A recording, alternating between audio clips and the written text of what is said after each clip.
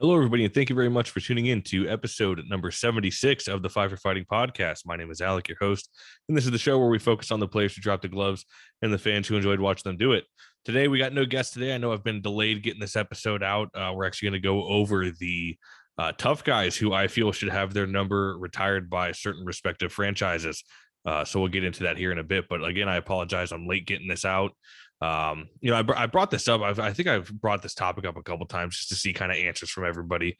And I think I got a pretty solid list here. So like I said, we'll get into that, but been house hunting, as some of you saw on Twitter. And if you're watching the video, you can see my beautiful finger here. I decided to play chicken with a kitchen knife and I ended up losing that battle. So 3 stitches later and an urgent care visit, we are here back at home with 3 stitches on the finger. This bandage should come off, I think, today. It's fucking annoying right now, but no. So yeah, that was a lot of fun, but we've been house hunting. So after work some days, instead of doing podcasts, we're trying to go find houses. And boy, let me tell you, the market is something else right now. It's tough. It is tough. So the search continues. We put an offer in on one. We did not get the house, unfortunately, but hopefully the time is coming for us to actually move into a house. So I could actually set this up. This is like my very minimalist setup of the podcast room because I don't want to unpack all the shit just to repack it and throw it back in the containers and move it somewhere else to a house, hopefully. But like I said, if you're watching the video, if you're watching this on YouTube, you can see all I have in this room up are the Five for Fighting podcast sign back here, and then it's back here, the Bush beer mirror that's actually from like 1978, something pretty. It's really old. It's really cool. Sierra's cousin, my wife's cousin, gave it to me, and it was his dad's. His dad collected a bunch of beer memorabilia, so that was really cool to get. I know, it's stupid Bush, blah, blah, blah, blah, blah. But no, that mirror is fucking awesome. I might be buried with that thing, honestly. But no, I kid. So thank you, everybody, for kind of bearing with me here.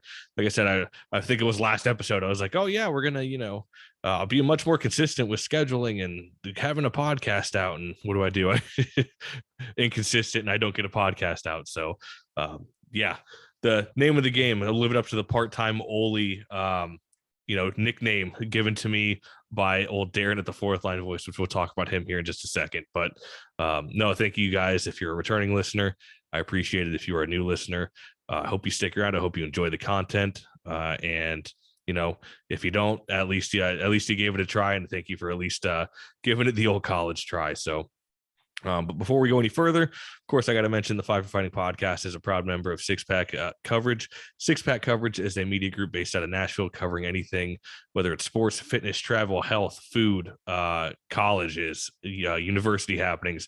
They got it all. So I encourage you to go check out Six Pack Coverage. I recently signed on with them. I say recent, now it's almost a year at this point. So yeah, that's crazy to even think about. But yeah, back in December. So half a year, right? Whatever. But I encourage you to go check that out. The link to all their stuff will be down in the description of this episode.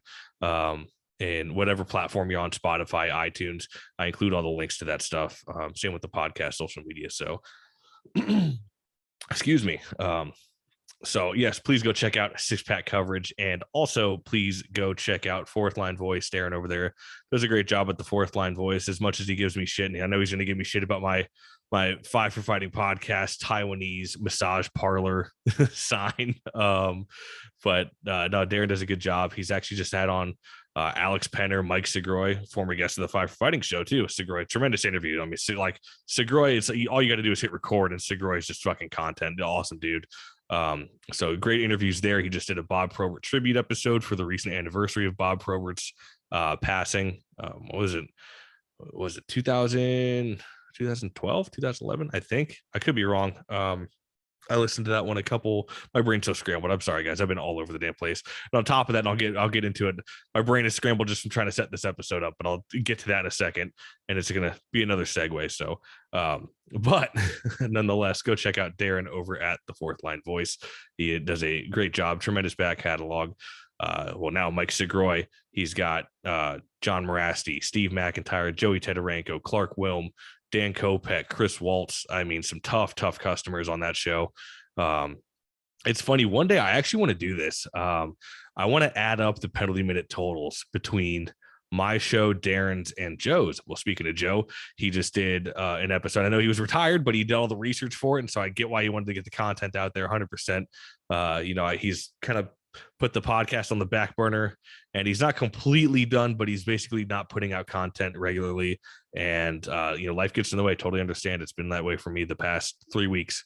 So totally get it, dude. But he actually put out an Eric Cairns, I think it was a top 10 Eric Cairns fight episode, I think. I haven't listened to it yet. I'm about to do all my catching up this week because my coworker goes out of town, so I will be all over North Carolina this week.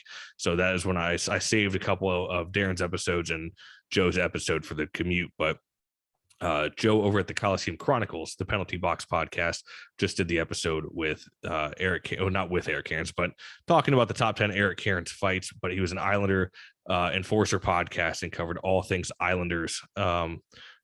So whether they were in the big club, the ECHL, AHL, and he even covered a couple, I think a fighter from the Riptide, I think that's the indoor lacrosse league out there in Long Island. So Joe got it all right. So please go check out Joe over the Coliseum Chronicles. And I know whether he's not, I know he's not coming out with some new content. I say that as he just came out with the Eric Cairns episode, but he's not coming out with any new content regularly, I should say. But I encourage you, if you have not listened to a show, go check it out. Tremendous back catalog with him as well. Jason Strudwick, Aaron Asham, Trevor Gillies, Eric Bolton. That's some great stuff over there from Joe over at the Coliseum Chronicles. But with those out of the way, I'll get into kind of the episode here for, damn, this fucking thing's annoying. Sorry. It's this damn finger wrap gauze. I'm about to just take it off for this. It's all loose and stuff. I have to keep it on so the dog doesn't bite it. Little fucking puddles, as Darren calls it. Gates the puppy looks at it. If you can see on the video, kind of looks like a white mouse almost. So he's just fucking chewing at it. You can see lovely little stitches there, very small. But it's just got to air it out. It just feels nasty. But anyways, so as you can tell by this episode, it is the guys who I feel, how many people do I have? I was trying to do it a top 10, but I felt like I was going to leave some out. So I did, let's see here, 1, 2, 3, 4, 5, 6, 7, 8, 9, 10, 11, 12, 13, 14, 15, 16, 17, 18 guys with 2 honorable mentions. So basically a top 20. Honestly, and my honorable mentions, it probably got a case for actually doing the retirement for those guys. So, which I will get to those guys last, of course. But basically, what I was going to do for this episode was, as what I have down for the guys is I broke down how many seasons they played for each franchise. So the parameters for this are kind of loose because with tough guys, it's not like, I can say, oh, they had to play 10 seasons. It's tough guys didn't last on teams that long typically. You get them for 3 seasons, 4 seasons. Like when I took the kind of like the poll or the general consensus for this episode, asking, who do you feel should have their number retired and why, blah, blah, blah. A lot of the answer was Stu Grimson. And it was like, oh, you got to retire Grimson's number. And I said, okay, like with what franchise though? And that's where everybody's like, oh man, yeah, you're right. I don't really know what franchise I'd retire him for. I said, if anything, it'd probably have to be Anaheim, because I think it was parts of like 4 seasons with Anaheim. I think the least amount of seasons played here I have is it 5? No, it's 6. It's 6 seasons. And I think actually one of the honorable mentions played the same amount. I think it was either 5 or 6 seasons. So that the parameter was basically like 5 seasons or more, kind of. And the general impact that they had for that franchise, because I didn't want to just throw anybody in there just for the sake, like, oh, you played on the team. Like, I feel like they had to mean a lot to the franchise. Now, if they were almost like a franchise player, then it's a little bit different. But like, you can make an argument probably for Probert being on Detroit and Chicago, an argument for him to have his number retired for both. But I thought he was much more impactful for Detroit. So surprise, surprise, that'll be the number 1 pick here in a second. So spoiler alert. But yeah, so I was going to actually do how many fights they had for each franchise. And as I was going through hockeyfights.com, as we all know, I'm not the biggest fan of hockeyfights.com. It's right now the only fight database. And as I'm going through, I started doing, and I mean, it's I won't say it's a lot of work, but I mean, it's just tedious, because you got to go through And if they got traded halfway, you got to, okay, how many fights did he have before he got traded that season? So you got to go back through, tally up all the totals. And I was including postseason numbers as well. So I was including the postseason fights because technically that's still a fight for the franchise. So I was doing that. But as I was going through, I could just tell some of it was missing. Once I got about like probably a quarter of the way through, I was like, man, this I feel like this is off. Like some just wasn't adding up. And for one of the guys, I know for sure, like if there's not a fight card, some of the stuff, if it's really early, it's not going to get, it's just not there. And it's just the way history goes with keeping the archives of fight cards and everything like that. So typically anything late 80s is when everything kind of really starts, being taken like everything's taken from the fight cards from then. Like I think everything starts to get a little bit more accurate, but there's still onesies and twosies missing, and I can just tell adding it up. So I was like, oh, fuck this. Like I'm not going to do this. And then of course, because I would be like, oh, Bob Probert had 124 fights for the Detroit Red Wings, and then somebody's, well, actually, you fucking idiot, he had 136 actually, and I could just see it. So I was like, fuck this. I'm not going to be bothered with this. So I did away with that, but that leads me to my next point. Before, again, I know we're running long here before we get into the episode. We're going on 11 minutes. Typically I like to keep the intros at about 10 minutes, but that leads me into the Fight Chronicles website that Steve is running. For those longtime listeners, I brought it up a while back. It was the revival, or the attempted revival, and the GoFundMe for bringing back dropyourgloves.com. And for any fight fans out there, Drop Your Gloves was the Bible for hockey fights. I don't care what people say about hockeyfights.com or whatever. Drop Your Gloves was bar none the best hockey fight website for sure. But unfortunately, the owner of the site just decided he didn't want to do it anymore. And instead of passing it to somebody else and asking if somebody wanted to buy it, he just shut it down. And all of us bitched and moaned, saying how much we missed it, blah, blah, blah. Well, Steve actually took matters into his own hands, started a GoFundMe, and had a decent amount of donations. It really fizzled out. It was starting off strong, and I was really disappointed with how much it fizzled out. Because like I said, in the Enforcer Appreciation Group, when Drop Your Gloves went down, I remember how many people were bitching about it. And, there was like 12,000 members in there. If everybody gave a fucking dollar, it would have been the goal. So it was like, shit like that's annoying. But as again, these same people, I wish Drop Your Gloves was back. Well, here's your chance to bring it back. But everything's coming to fruition, and I think they're doing a test run on the website right now. Get a hold of Steve.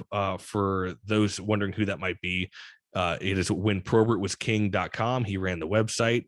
It's whenprobertwasking.com on Facebook and Twitter as well.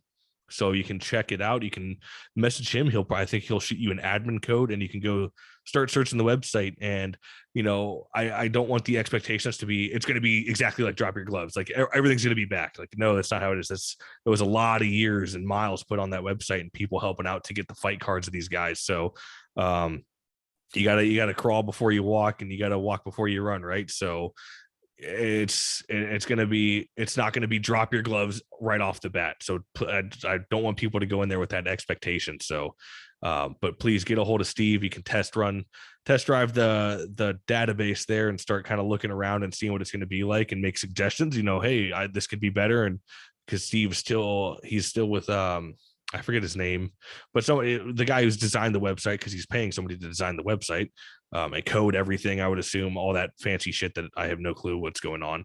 But yeah, so make some suggestions and give it a try. And like I said, give it a year or two. It'll be fucking solid. I guarantee it. Because if there's anybody who would be the prime candidate to run a hockey fight website, it is Steve. So please go check out that website. I'll actually, I'll put a link to it in the description of this podcast. So if you want to check it out, go ahead and give it a click. I'll go back, and while I'm editing this afterwards, I'm going to include that link in there so you can check out the website. But without further ado, oh Jesus, these stitches are sticky. They're all sticky because it's got like fucking God knows what on the medical shit, and disgusting. But without further ado, let's get into the actual episode here. So, as I was talking about, the enforcers who maybe should have their jersey retired. And I'm not saying this should be in the Hall of Fame, although I really wish there was. I used to do a little segment, a little poll in the Enforcer Appreciation Group asking who should have their who should be in a Hall of Fame if there was an enforcer Hall of Fame. And it was funny to see people who like didn't follow along with it. And I get asked all the time where Probert was, but I think off the rip, I inducted, I think the inaugural class of that, or inaugural candidates or whatever you want to call it, it was Bob Probert, Dave Schultz, John Ferguson, and I can't remember. It was either Tiger Williams or Ty Domi, one of the two. I know what you're thinking. Well, Tiger Williams holds the all-time penalty minute record, and well, Ty Domi holds the all-time fight record. So it's like, which one do you weigh out more? So, no, I kid. Back and forth, people would bullshit and, well, where's Probert? And it's going to be the same thing coming up with Darren and his Bob Probert Invitational. So, but yeah, so I did that a while back, and it was pretty fun. And then I got to thinking, I was like, obviously they're never going to get an enforcer Hall of Fame. It's just not going to happen. But I think something more likely to happen would be to have enforcer jersey numbers retired. And, you get everybody who gets the jersey numbers retired with goal scorers. They, get the sick passes, the goals, the championships. And of course, tough guys got championships too. That's not what I'm saying. But the guys who get the jersey retired are typically people, franchise point leaders, all-time goal scorers, all-time assist leaders in the franchise, stuff like that. So, I feel like you do a disservice to the guys who protected those goal scorers and allowed them to get their jersey retired and be that franchise player because they had protection on the ice. So I really feel like there's a strong case for some of these dudes. There's some I'm actually really surprised that their numbers aren't retired with the franchises. So, but we will get it out of the way. As I mentioned before, off the rip, I already spoiled the number one pick, but that is Bob Probert with the Detroit Red Wings. So let me see here. Pull up the list. There we go. Scroll back up. So did Bob Probert with Detroit, he played 8 seasons. And do I really have to sell you on Bob Probert? I don't think so. But, bad motherfucker, man. And he was such a force, and everybody, not only just fans, but former players regard him as the greatest enforcer of all time. Because he could put up points too. Bob would play a regular shift, but he'd beat the doors off of dudes at the same time. And you just don't see that. It's a unicorn. Like I don't want to say Tom Wilson is fucking Bob Probert, but everybody at that time was looking for like a Bob Probert, kind of how everybody today wants like a Tom Wilson on their team, is kind of the comparison I'm trying to draw there. But I don't think I really need to sell fight fans here on Bob Probert, but nonetheless, actually, and like I said, with Bob, there's a really good, like a strong case you could make for him for Chicago as well. But I went with him in Detroit because that was kind of his prime. That was when Probert's name was the biggest. He fights with Domi, his marathon with McSorley, the Crowder saga, Craig Cox. Talk about jumping off the deep end with going into a fight with Craig Cox. It's just a toe-to-toe war. And the 2 fights that they had were just slugfest. And Bob Probert was just, it's hard to like, you won't ever see it again. A guy like that doing what he did in Detroit, you just won't see it. So Bob Probert obviously is numero uno of who I think should be, of who I think should have their jersey retired with a franchise. It's always weird for me too, even though, obviously I'm a little bit younger. I never got to see Bob Probert play. At least I don't think I did. I don't think I ever went to a Blackhawks game when I was really little. And if I did, I wouldn't remember it. So pretty might as well never happen. But it's still weird for me today to see players on Detroit with number 24, because that just looks odd to me. I feel like it should always it's got to be Bob Probert. It's always got to be the Probert nameplate on it, but it's not. So I really do feel like Bob Probert should have his number retired in Detroit. And that can be said for all these guys that I'm going to go on here. But when players and fans all agree that he was the best of all time, it's how do you not like that for your franchise? So speaking of Detroit, though, that comes to our next pick. And it was the guy who rode shotgun for Bob Probert, and that's, of course, Joe Kocur. Joey Kocur had 10 seasons in Detroit, actually. It was after he came out of retirement to get those extra 2 seasons after playing, was it San Antonio Dragons in the IHL? I think that's who it was. But yeah, so do I have to sell you on Joe Kocur too? I mean, that right hand was just devastating. Just an absolute cinder block. We saw what he did to, Jim Kite and guys like that with Link Gates. Somebody posted that fight earlier, and one, it's amazing Link Gates didn't go down, but two, the damage that Joe Coaster did to Link, you didn't see that often. Link did not get beat like that too often. So I don't think I really have to sell you guys on the Bruise Brothers of Detroit, but nonetheless, he did play more seasons in than Probert. So you can almost make a bigger argument for Joe Coaster to have his number retired. So it'd be cool to see the 24 and the 26 in the rafters. Actually, it'd almost be really cool to kind of see. I guess I'm throwing in my own honorable mention now off the top of my head, but Darren McCarty, you get 24, 25, and 26 in the rafters. I mean, that'd be pretty fucking cool. So I don't know if it'll ever happen like that, but there you go, another dude. You got the fight night of the Joe, Darren McCarty. That name is synonymous with Detroit hockey. All three of those names are really. So I mean, yeah, fuck it. I'll throw Darren McCarty in there. We'll make an argument for him too. So throw all three of those guys in there.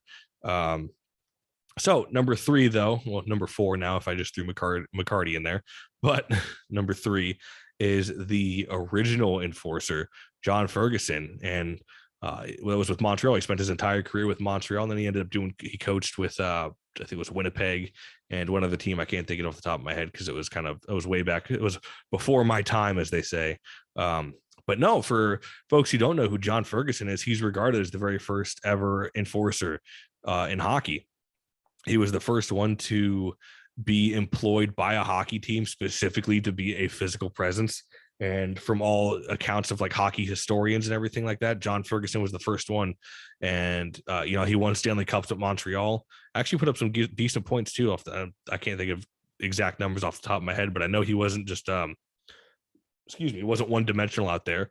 And this was in a time, this was like, 50s and 60s. So fighting was a little bit different then, but to be the first enforcer and spend 8 seasons with Montreal, a lifer with the franchise, I think you should have your number retired, but that's just my opinion. Obviously I don't have too much to say about John Ferguson because his fight card is, I don't know any of the guys on the fight card. His fight footage is very limited, but just for the fact that he was employed there to be a fighter and was the first enforcer and spent his entire career with Montreal, I feel like that says a little something about him. So I do think he should retire John Ferguson's number. I mean, what's another number in the Montreal Rafters anyway? I think they got 11 or 14, something. I think it's 14 now that I'm thinking about it. So what's another number up there anyways?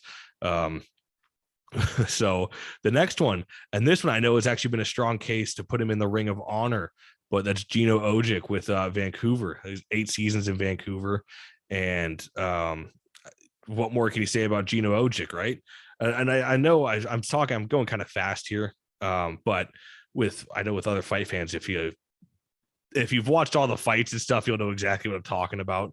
And if you haven't, just Google guys or go on YouTube and check them out. But Gino Ojic, every time I think of Ojic, I think of when he was just running amok shirtless against St. Louis and just stirring the pot.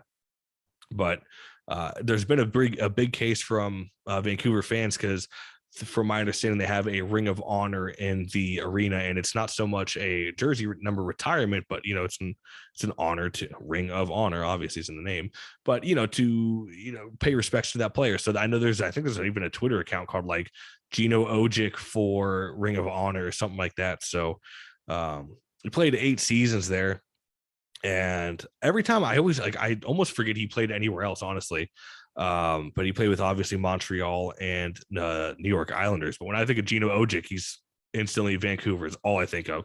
It's like the same thing with Probert. When you think of Probert, do you really think of Probert in Chicago? So that should tell you kind of all you need to know. But yeah, so I'm down with some Gino Ojic in Vancouver. I would definitely be down to see his number retired. The next one, and this one, I got an argument from a couple people of where he should be or should have his number retired.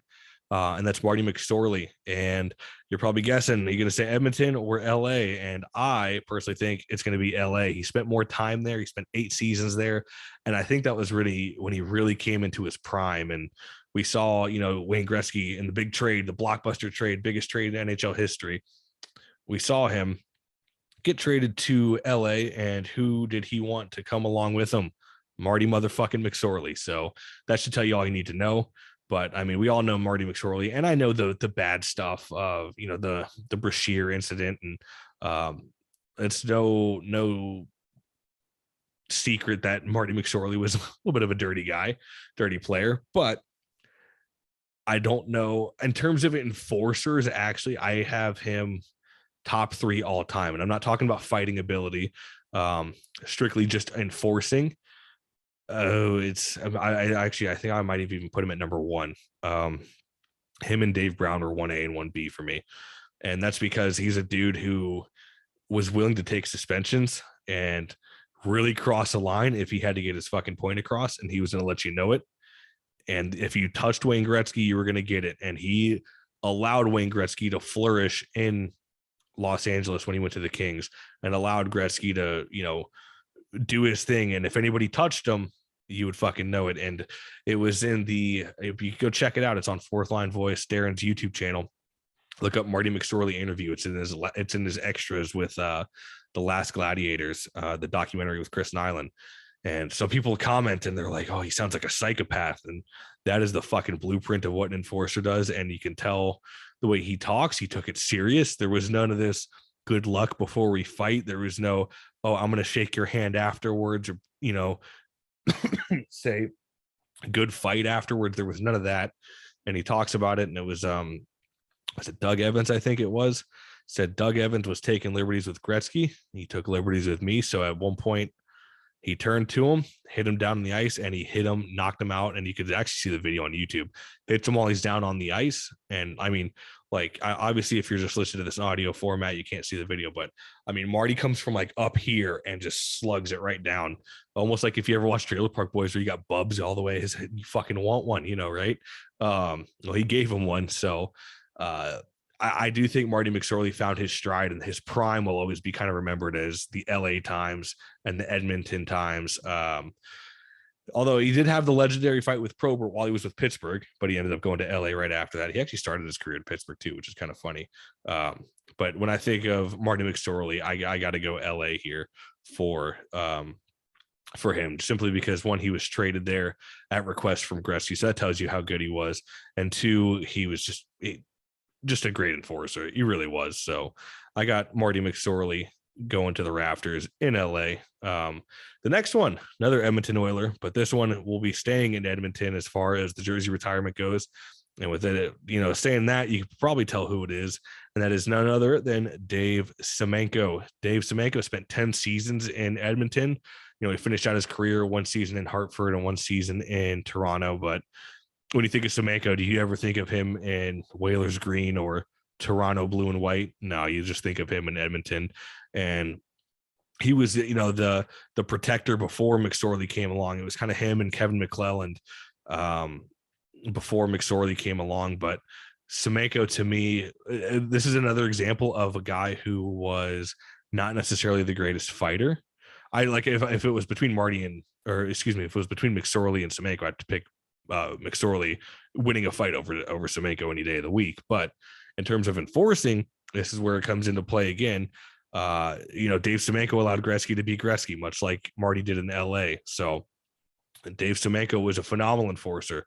He wasn't, like I said, he wasn't King Kong when he fought, but if he had to do greasy shit with, you know, get the stick work going, throw an elbow up and send a point across, not to take liberties with the Oilers, he was going to do it. And there was the same thing kind of mentality as McSorley. There's none of this good fight, good luck, you know, respect the code, blah, blah, blah, happy horse shit and sunshines and rainbows. It was, you were throwing the fuck down and you're going to quit playing fuck around. So, I mean, like I said, 10 seasons in Edmonton. Actually, it was his fight card I noticed was really, it was one that once I got here to Semenko on hockeyfights.com, the fight cards were just fucking minimal. So it was like, you know, I'm not going to waste my time and provide inaccurate information because I provide nothing but the finest quality for all you beautiful listeners. I kid, because it's fucking terrible. But nonetheless, yeah, so I got Dave Semenko out there in Edmonton. The next one, all the next guys are, you know, let me see here. What do we got? The next 4 or 5 guys actually played quite a few seasons with each team. And these are the ones I really think there's like a strong case for. There's a couple honorable mentions, but once you start getting to like the 8 season mark is when is when it really kind of starts getting after it a bit in terms of you should probably retire the number. And the next one is Mick Vukota with the New York Islanders. And I know people are going to say, well, he did the knee pull thing and blah, blah, blah. Who gives a shit? You're in a fight. If you have to do it, you got to do it. But I mean, playing 10 seasons for that long with the Islanders, and he should, and I know Joe is going to say it, and I've said it too, even though he played on Tampa, that was when Tampa was actually a really tough fucking team. But he should have been an Islander for life, for sure. Should have never gone anywhere else to Tampa or what's the other team? I can't think of it. Was it the Rangers? No, it wasn't the Rangers. Maybe it was. I can't remember off the top of my head. All I remember, because I said again, when I think of Mick Vukota, I think of the Islanders. So that's why it's blurred lines. I just remember he was with Tampa because I have a buddy who collects Tampa Enforcer jerseys, actually, and he has a Vukota. But I don't think I really need to sell you on Mick Vukota. I know he doesn't have the biggest fan base because of, his kind of the knee lift and body slam tactic and technique, but you got to do what you got to do. You're in a fight. So I gotta give it to Mick Vukota there. And he should probably definitely have his number retired with the New York Islanders. It was funny. Actually, I got a lot of suggestions for Gillies. I'm like, you guys do know he has his number retired, right? And same thing with like Terry O'Reilly. Like O'Reilly has his number retired.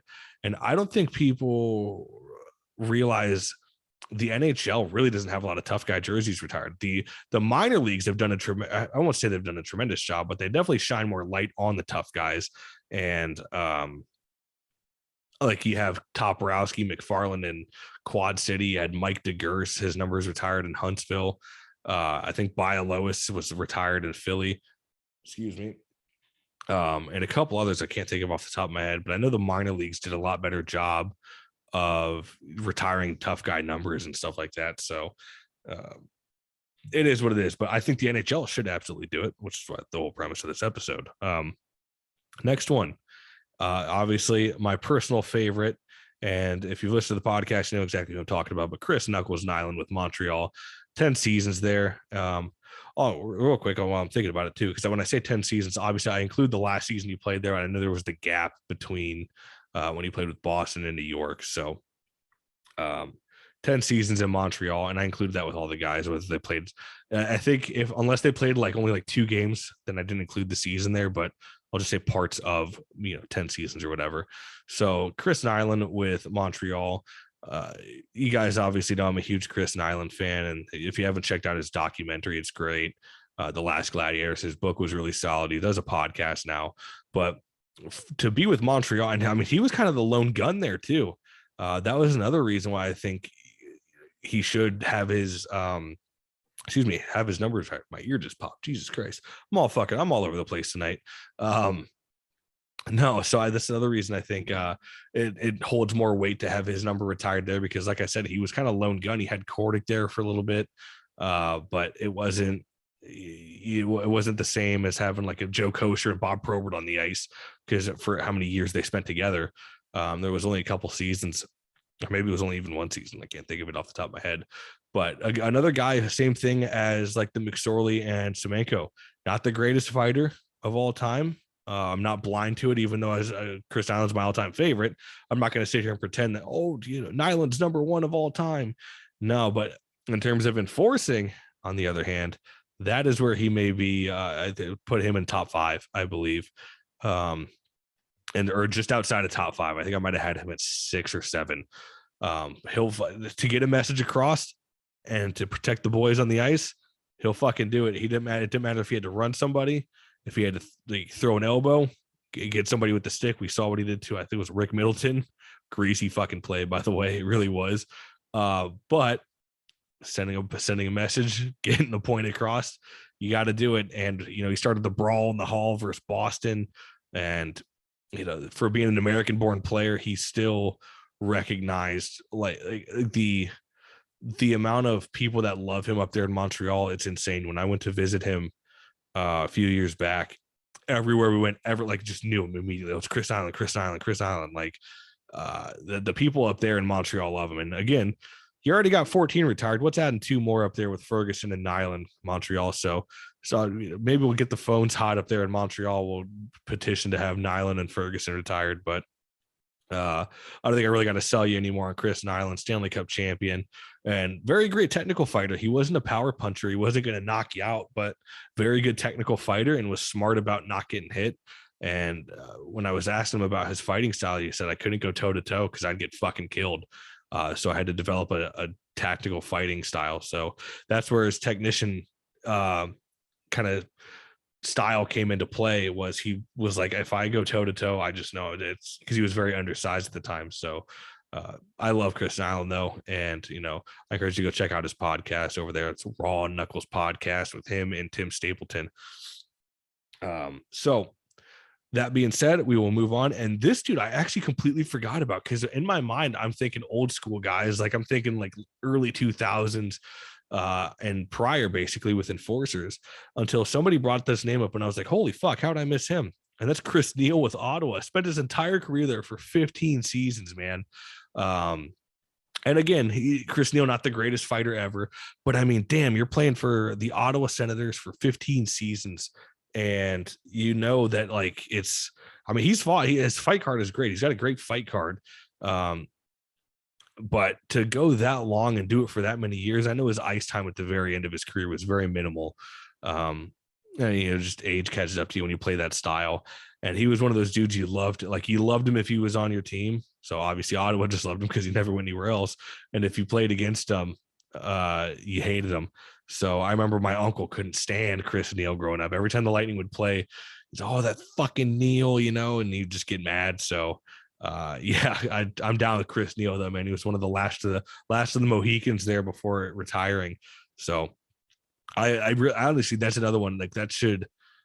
There's some of these that I feel like should be. There's some that might be. Oh yeah, I can kind of see him getting his number retired here and there. Oh yeah, maybe. There's some like I feel like like Fukuda, Nyland, Semenko, and Neal. Those should be guys that's like retire them like tomorrow. And probably Bob Probert as well. So again, I can see some of the other guys. That's kind of on the fence. It's just in my opinion. This is all my opinion. This isn't anybody else's. So if I missed your favoritist on the list, I apologize. You can motherfuck me in my messages later and tell me how stupid I am.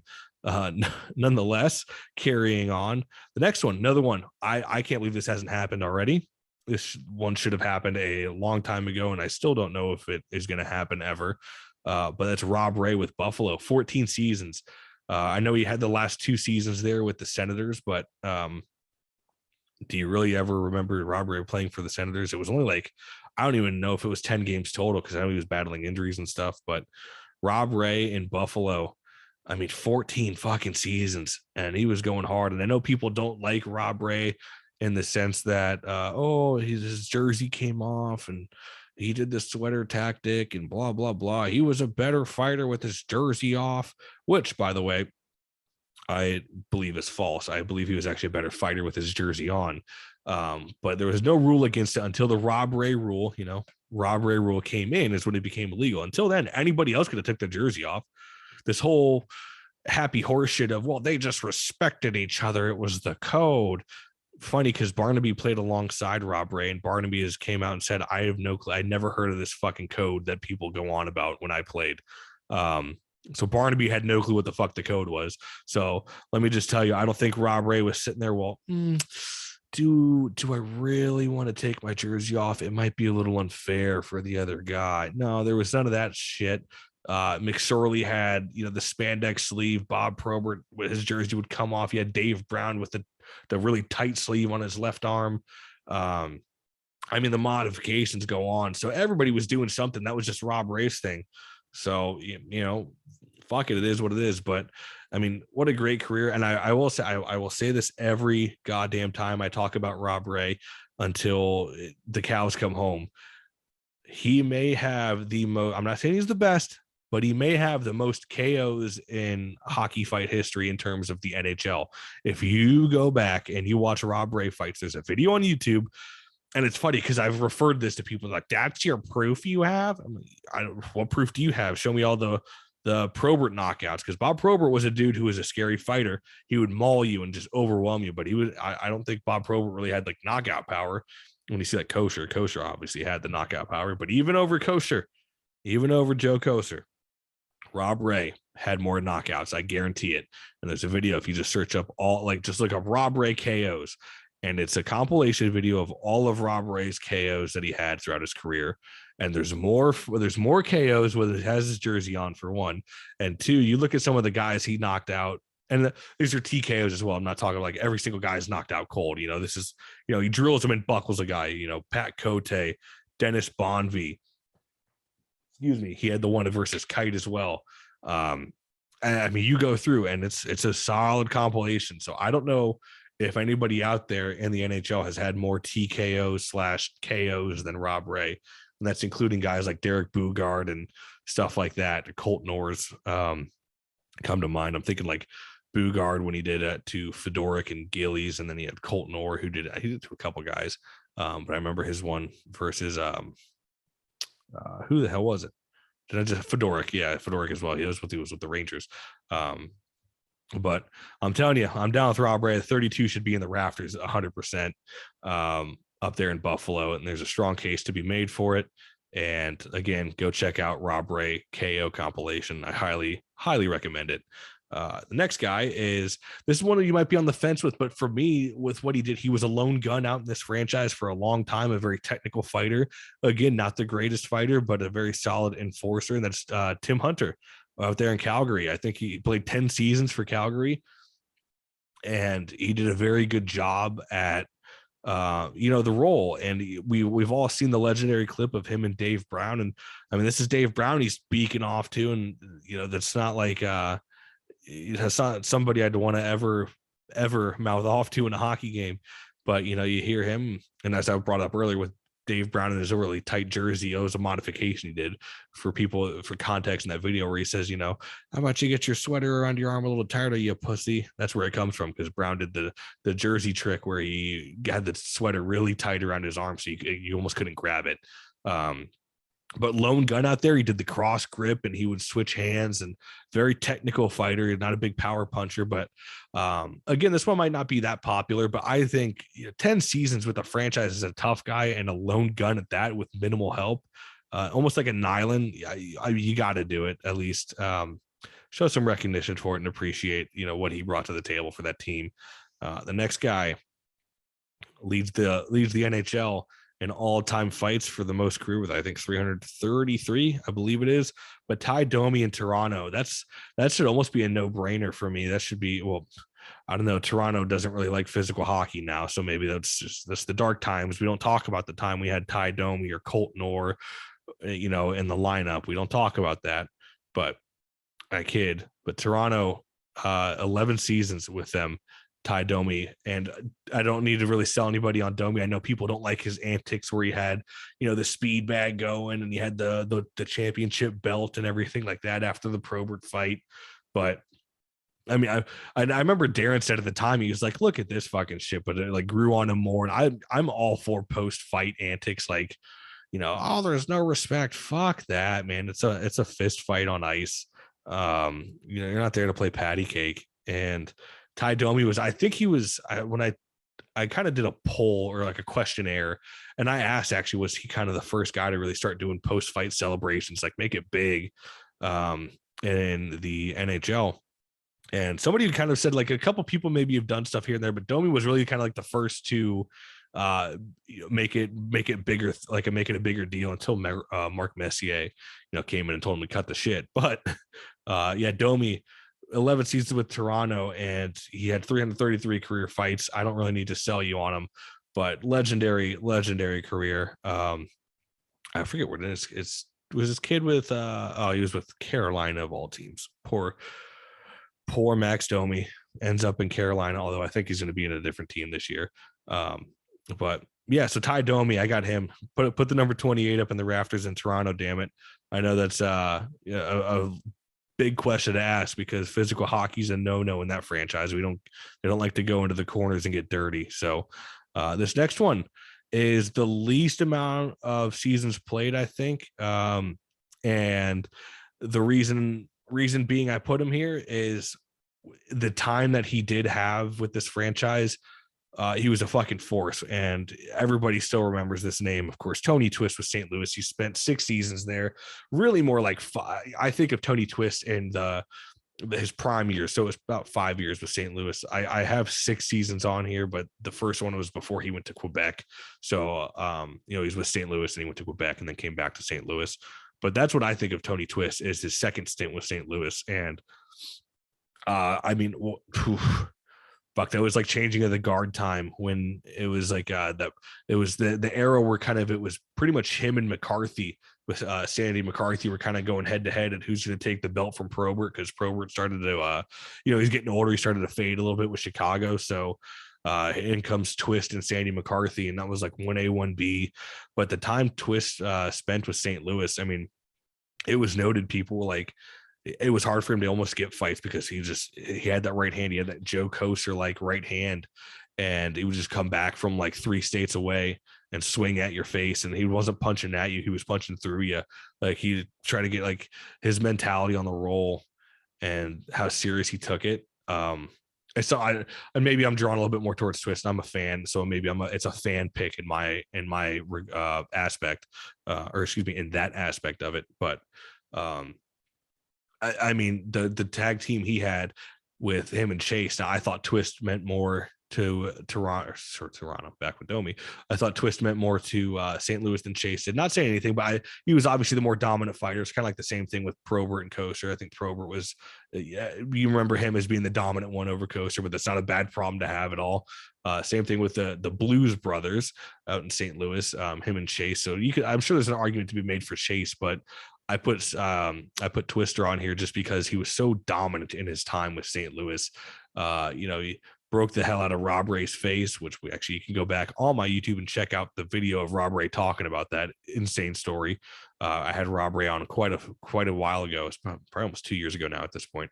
So that's a tremendous episode that you can listen all about that fight. But I mean, I don't really need to sell you on Tony Twist. I love the mentality he had.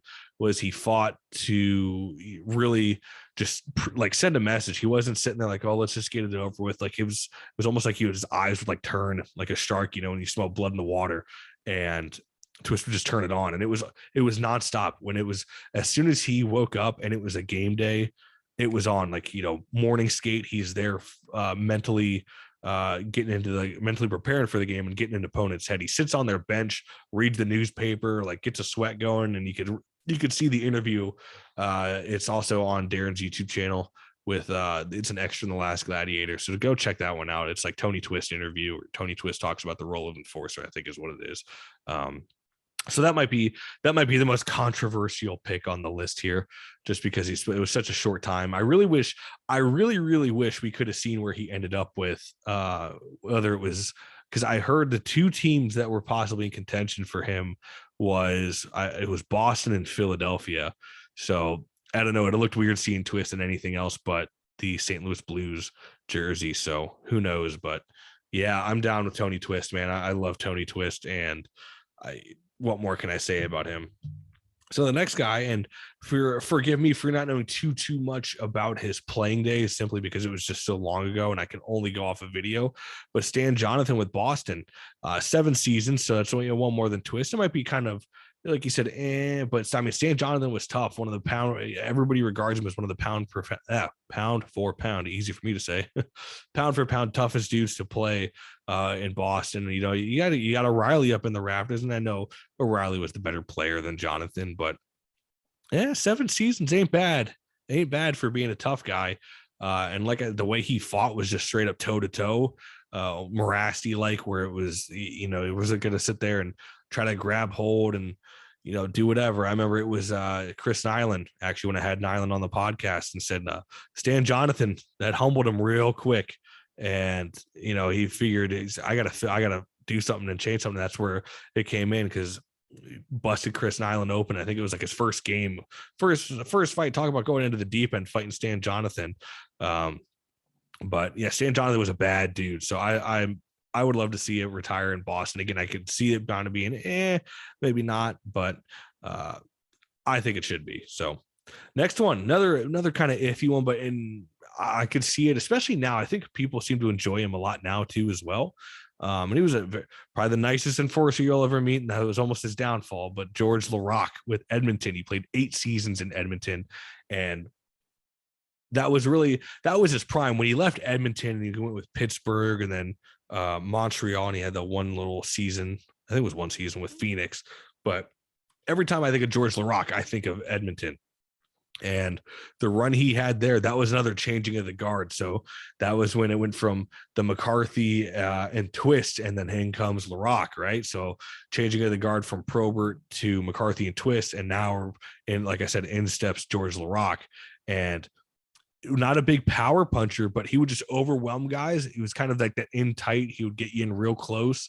And but from all accounts, guys who fought him say one of the strongest dudes that they have ever fought.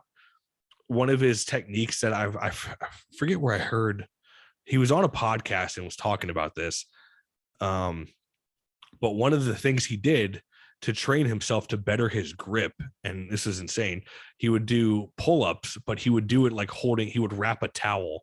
I can't remember if it was just one towel or if he'd wrap 2 towels around and like grab the towels and start doing pull-ups off the towels and put his chin over the bar that way to strengthen his grip. So so he wouldn't slip as much. So that just shows you how dedicated he was to the role. And I know George says he doesn't like fighting, but man, he was good at it. We'll put it that way. So, and everybody in Edmonton still loves George Laraque. It was legendary. He scored that hat trick versus, I think it was LA. How many tough guys can say they scored a hat trick, right? So, but George Laraque out in Edmonton, very dominant fighter. And again, that was the second, like the changing of the guard from Twist to McCarthy. Like I said, in step George Laraque, and you could really count on probably 2 hands how many fights he lost. He did not lose many. So I'm down with George Laraque getting retired out in Edmonton. And the next one, this one, I was going to be kind of short because I have no footage to go off of, and it was way before my time. But Nick Fotiu with the New York Rangers, he played 8 seasons, and he's from New York. By all accounts, if you ask New York fans, he was King Kong. You couldn't be stopped. But I personally have just never been too impressed with the footage that's out there of Nick Fotiu. So one sec, I'm going to throw a chew in here in a second. But the footage that I've seen, I'm just not too impressed with. But I'm not saying that Fotiu's bad or anything like that. It's just the footage isn't there, and you need to. Seeing is believing, right? So unfortunately, that's what I have to go off of. But again, from all accounts, he was a great fighter. And he meant a lot to the city of New York. And I think I've talked about it with Steve, and he said the same thing. One sec here.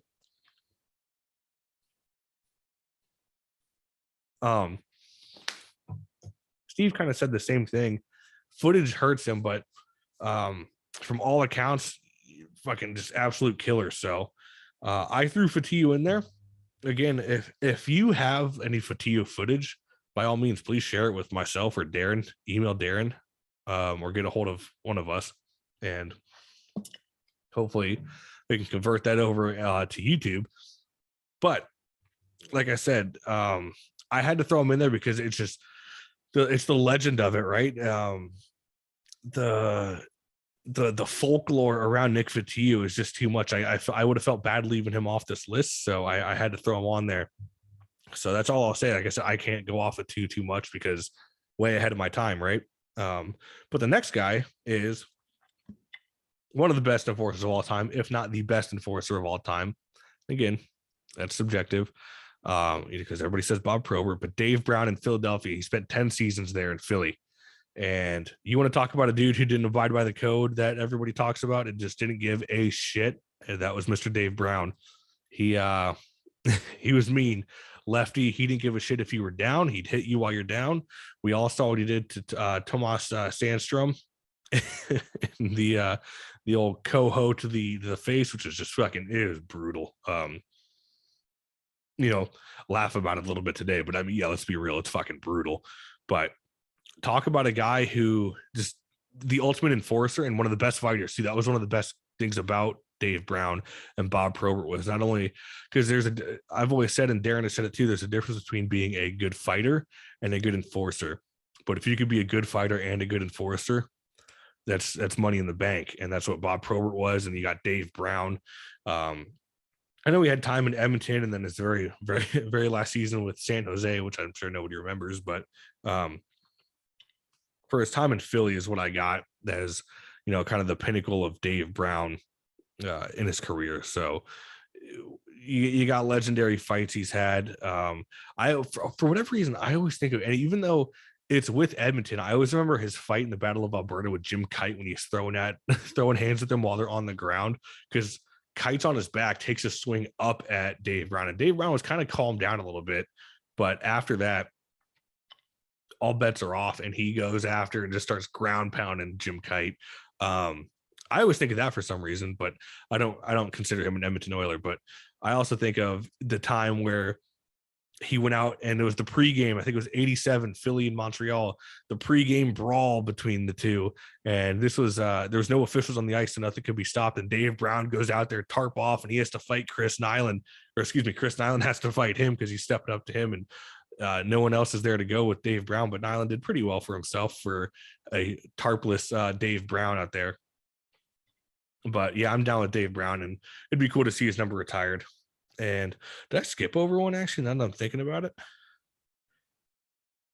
I might have deleted the name by accident. Now that I've thought about it, Dave Schultz. I think he only spent 5 seasons. That was the one I was like, oh, maybe I was looking through. Yeah, I must have deleted it by accident when I was trying to go through all my numbers. But real quick before I get to the last pick, but Dave Schultz, the guy who started the arms race for enforcers, and he brought in that mentality of, maul you and just beat you in the ice and intimidate you. He's a dude who had over 400 penalty minutes in a single season. I don't think that record will ever be broken, especially in today's game where I think the most penalties in the season now is like maybe like 120, maybe. And that's really a lot of it's not even fights. So that's just today's game. But I mean, yeah, Dave Schultz, how can he not be down with that? I'm actually really surprised Philly hasn't retired his number yet. Now I'm thinking about it, because Philly, they love their tough guys. They really do. So I don't know why he wouldn't be up there. I'm really thinking about that. I'm trying to wrap my head around it now, why he actually isn't up there, because they loved him so much. And I know John out in the UK is like, he'd be down for a Dave Schultz jersey retirement in a heartbeat. Hell, he'd probably take a flight over here to the US and watch the jersey retirement ceremony. I can almost guarantee that, because John's a Flyer fan out there in the UK. But yeah, somehow, sorry guys, I guess that got mixed up. Real professional podcast I have here.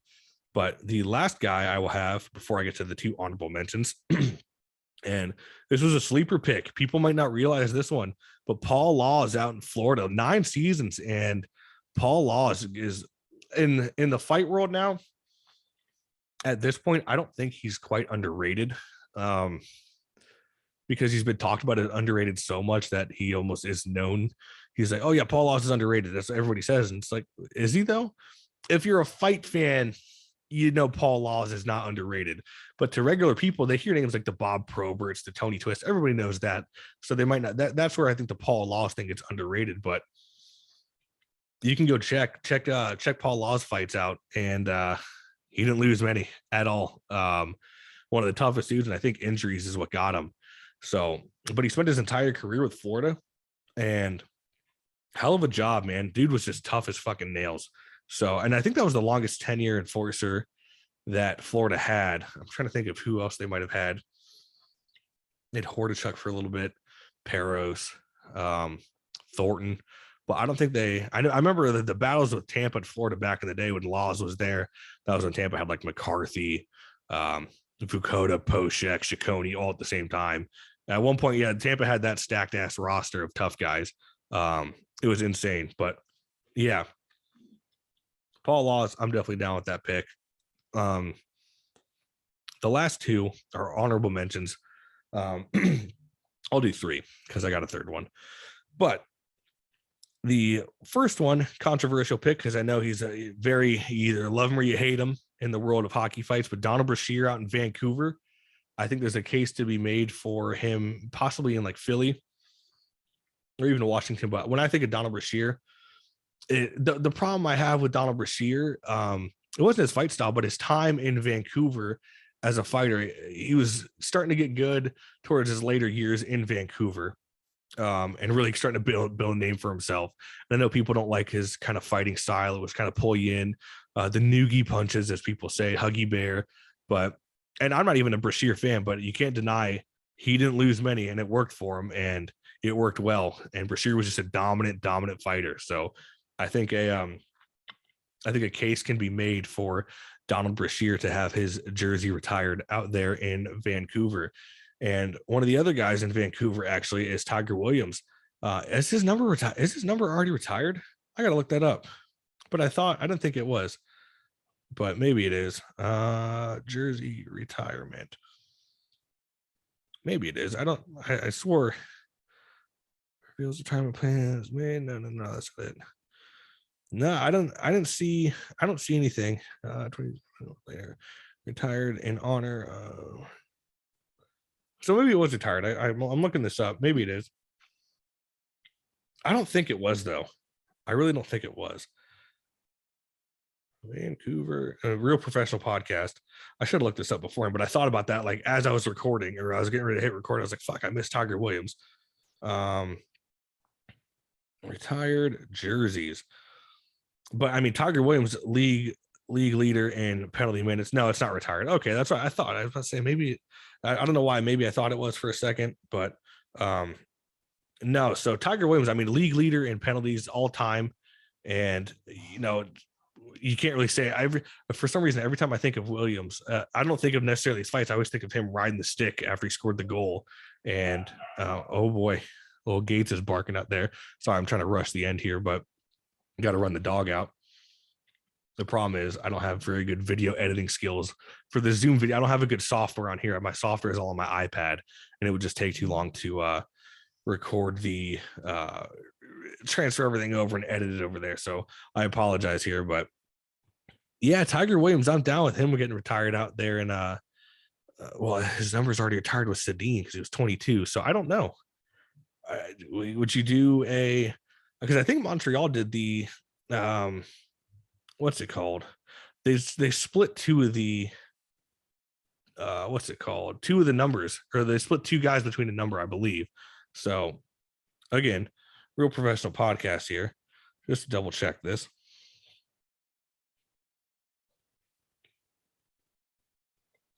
Yeah, so 22 is already retired with Sedin, so I don't know how that would work. But again, I think an argument could be made for him.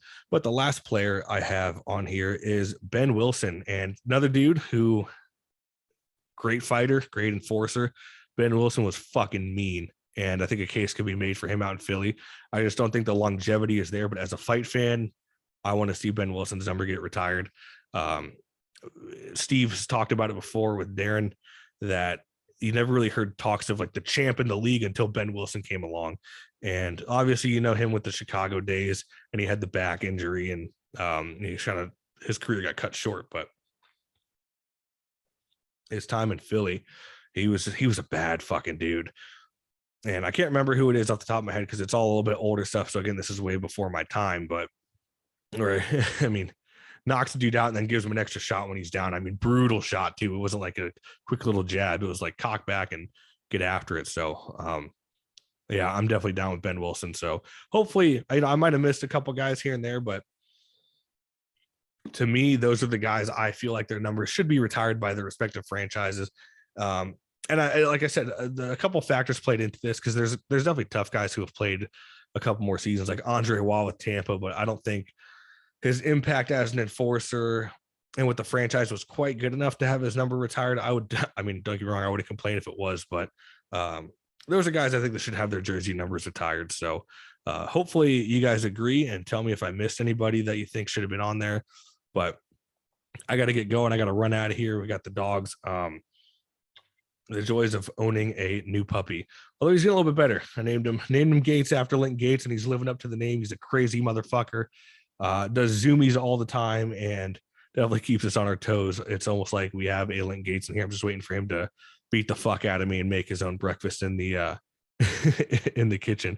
If you know that story, there was a story about Link Gates and I forget who he was with, but somebody was taking too long. They were at like a Denny's or something, taking too long to get his order. So he like threw the chef out of the kitchen and just started making his own breakfast in the back at the Denny's, I think it was, or like a Waffle House, something like that. But so that's where that comes from. But anyways, guys, I got to get out of here. Thank you very much for tuning in. I encourage you to check out the podcast on YouTube, Facebook, Twitter, Instagram, all that fun stuff. Give it a follow. I'm always posting there. If you follow the YouTube channel, you'll be up to date on all the East Coast League fights. Hopefully I can get an interview out for you guys here in a bit. If not, I got a Q&A episode I'm going to do, and I'll probably end up recording that this weekend. So anyways, guys, got to get going. Take it easy. Hope you guys enjoyed the episode. Thank you very much for tuning in. I will catch you all on the next one.